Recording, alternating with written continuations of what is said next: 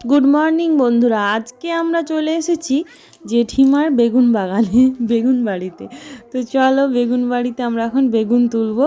তো কারণ আজকে বেগুন ভাজা খেতে হবে। বাবুসোনা বলল আমাদের গাছটার তো বেগুন তো ফুরিয়ে গেছে, এখন ছোট ছোট। তো জেঠিমার মানে ও বড়দি বলে, তো বড়দির গাছের, ওদের বড় ঠাকুমার গাছের বেগুন এই দেখো কত সুন্দর হয়েছে না। তাই বললো যে মা চলো আজকে আমরা বড়দির গাছ থেকে বেগুন তুলবো। তো জেঠু ছিল না, জেঠু বাজার গিয়েছে, নাহলে জেঠুই তুলে দেয়। তো আজকে আমি সুযোগ পেয়েছি, হাল ছাড়বো কেন, চলো আমি তুলে ফেলি। আর মাম্মামকে বললাম একটু ভিডিও করতে, দেখো ভেতরে ঢুকে গিয়েছিলাম, জোঁক দেখতে পেয়ে ভয়ে বেরিয়ে পালিয়ে এসেছি ছুটে ছুটে। আমার জোঁকের একটু ভয় লাগে।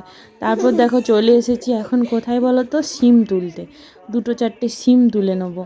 তো এখন আমি সিমগুলো তুলি, তোমরা একটু দেখতে থাকো।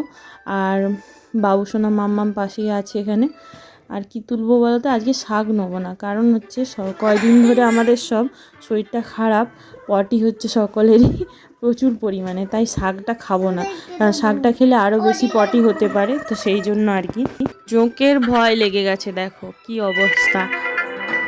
তো এই দেখো এতগুলো বাজার করে নিয়েছি সকাল সকাল, মূলো শাক, মূলো সহ সিম বেগুন, চলো ছুটে ছুটে